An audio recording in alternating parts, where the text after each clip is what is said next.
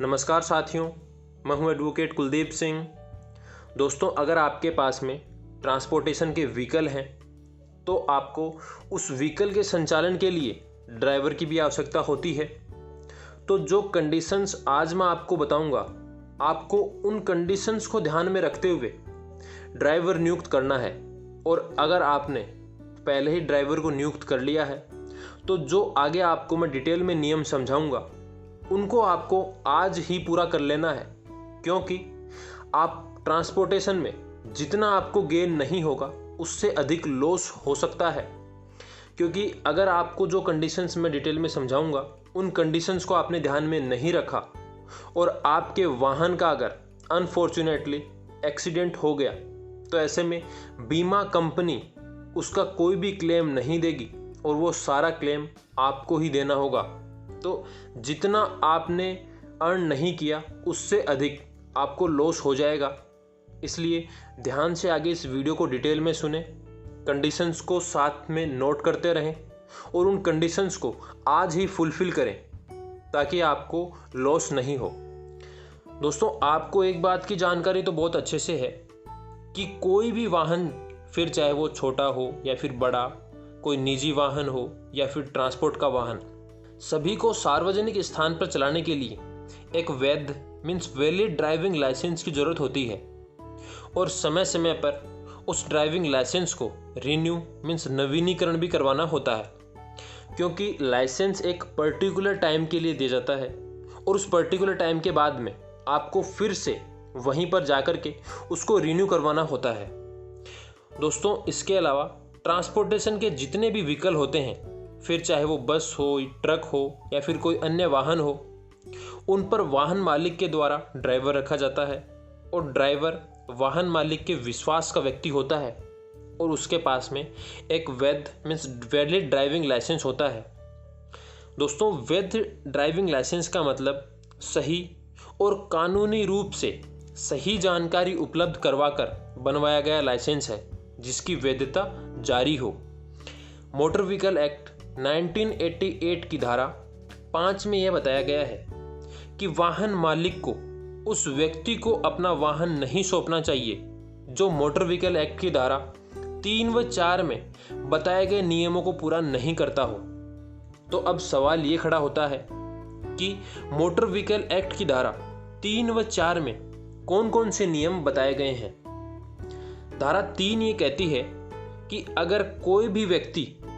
सार्वजनिक स्थान पर कोई वाहन चलाता है तो उसके पास उसके नाम से जारी किया गया वैध ड्राइविंग लाइसेंस होना चाहिए जो उक्त वाहन चलाने की अनुमति देता हो। और बिना वैध ड्राइविंग लाइसेंस के कोई भी व्यक्ति पब्लिक प्लेस पर वाहन नहीं चला सकता है। और कोई भी व्यक्ति अपने स्वयं के उपयोग के लिए मोटर कैब और मोटरसाइकिल को छोड़ करके कोई अन्य ट्रांसपोर्ट का व्हीकल को किराए पर लेकर के तभी चला सकता है जब उसके ड्राइविंग लाइसेंस में वो ट्रांसपोर्ट व्हीकल चलाने की अनुमति दी गई हो। तो ये धारा 3 में कहा गया है। इसके अलावा धारा 4 मोटर व्हीकल एक्ट 1988 में वाहन चलाने के लिए कितनी आयु होनी चाहिए उसकी बात कही गई है और इसमें बताया गया है कि कोई भी व्यक्ति जो 18 वर्ष से कम आयु का है वो सार्वजनिक स्थान पर वाहन नहीं चला सकता है। लेकिन कोई भी व्यक्ति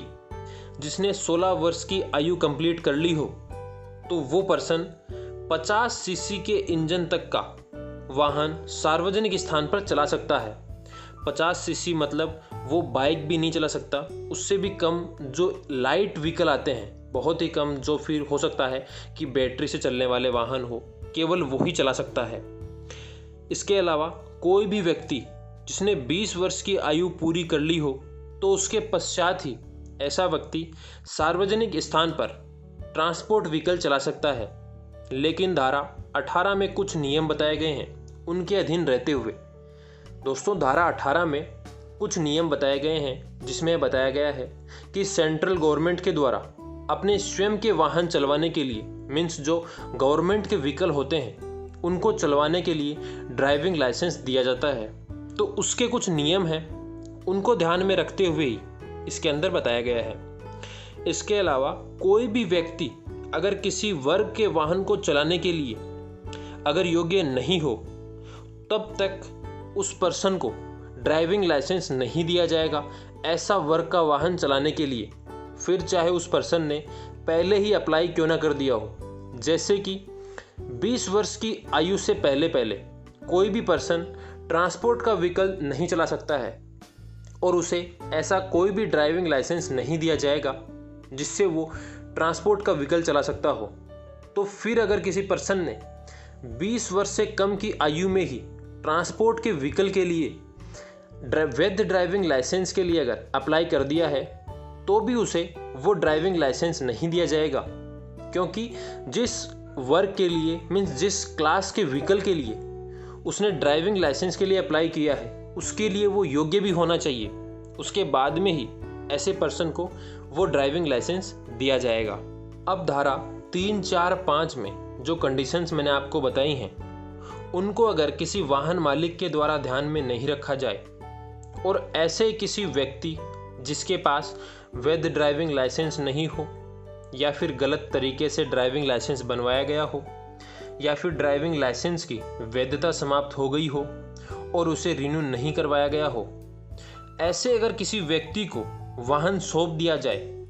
और ऐसा ड्राइवर अगर एक्सीडेंट कर देता है, तो फिर ऐसे में इंश्योरेंस कंपनी क्लेम नहीं देगी और उसके लिए इंश्योरेंस कंपनी क्लेम देने के लिए जिम्मेदार भी नहीं ठहराई जाएगी कोर्ट के द्वारा, क्योंकि वाहन मालिक की जो जिम्मेदारी थी वो उसके द्वारा पूरी नहीं की गई और ड्राइवर के बिना ड्राइविंग लाइसेंस की पूरी जानकारी किए ही उसे ड्राइवर नियुक्त कर दिया गया। क्योंकि दोस्तों हाल ही में सुप्रीम कोर्ट के द्वारा बेलीराम वर्सेस राजेंद्र कुमार के केस में ये बताया गया कि अगर कोई भी वाहन मालिक अपना ड्राइवर नियुक्त करता है तो उससे पहले ही उसे ड्राइविंग लाइसेंस की वैधता की जानकारी ले लेनी चाहिए ड्राइवर से। उसमें उसे ये देखना होगा कि उसके पास में एक ड्राइविंग लाइसेंस होना चाहिए वैलिड। इसके अलावा अगर उसे रिन्यू करवाना है तो उसकी जानकारी भी ड्राइवर को उसे पहले ही देनी होगी कि आपका ड्राइविंग लाइसेंस कुछ समय बाद में ही अब समाप्त होने वाली है उसकी वैधता, तो आपको उसको रिन्यू करवा लेना है। और अगर इन जिम्मेदारियों को पूरा नहीं किया जाए जो मैंने आपको धारा 3, 4 में बताई हैं, तो ऐसे में वाहन मालिक ही जिम्मेदार होगा वो क्लेम देने के लिए। इस केस में सुप्रीम कोर्ट के द्वारा जो हिमाचल प्रदेश हाई कोर्ट के द्वारा national insurance company limited versus Hemraj के केस में जो टिप्पणी की गई थी उसे ही फिर से दोहराया और सुप्रीम कोर्ट ने कहा कि जब एक नियोक्ता किसी चालक को नियुक्त करता है तो यह जांचना उसका कर्तव्य है कि चालक को वाहन चलाने के लिए विधिवत लाइसेंस प्राप्त है। मोटर वाहन अधिनियम की धारा 5 में कहा गया है कि मोटर वाहन का प्रभारी कोई भी मालिक या व्यक्ति मोटर वाहन अधिनियम की धारा 3 और 4 की आवश्यकताओं को पूरा नहीं करने पर किसी भी व्यक्ति को वाहन चलाने की अनुमति देगा या नहीं देगा। मालिक को ये दिखाना होगा कि उसने लाइसेंस सत्यापित कर लिया है। उसे यह भी ध्यान रखना होगा कि उसका कर्मचारी समय के भीतर अपने लाइसेंस का नवीनीकरण करवा ले। मेरी राय में मालिक के पास यह दलील देने के लिए कोई बचाव नहीं है कि वह भूल गया कि उसके कर्मचारी के ड्राइविंग लाइसेंस को नवीनीकृत किया जाना था। एक व्यक्ति जब वह अपने मोटर वाहन को एक चालक को सौंपता है तो बड़े पैमाने पर समाज के लिए कुछ जिम्मेदारी होती हैं। निर्दोष लोगों की जान जोखिम में डालकर वाहन को ऐसे व्यक्ति को सौंप दिया जाता है जो विधिवत लाइसेंस नहीं लेता है। इसलिए यह दिखाने के लिए कि कुछ सबूत होना चाहिए कि मालिक ने या तो ड्राइविंग लाइसेंस की जांच की थी या अपने ड्राइवर को निर्देश दिया था कि वह अपने ड्राइविंग लाइसेंस को समाप्ति की तारीख पर नवीनीकृत करवाए। वर्तमान मामले में ऐसे किसी भी सबूत को पेश नहीं किया गया है। उपरोक्त चर्चा के मद्देनज़र मैं स्पष्ट रूप से ये देख रहा हूँ कि पॉलिसी की शर्तों का उल्लंघन था और दावे को पूरा करने के लिए बीमा कंपनी को उत्तरदायी नहीं ठहराया जा सकता है। तो ये बात सुप्रीम कोर्ट के द्वारा इस केस में कही गई, जो पहले ही हिमाचल प्रदेश हाईकोर्ट के द्वारा national insurance company limited versus Hemraj के केस में कही गई थी। तो दोस्तों अब आप समझ गए होंगे कि जब भी आपके द्वारा अगर किसी भी पर्सन को ड्राइवर अगर नियुक्त किया जाए तो आपको सबसे पहले तो उस पर्सन के लाइसेंस को चेक करना है। आपको देखना है कि उस पर्सन के पास में जो लाइसेंस है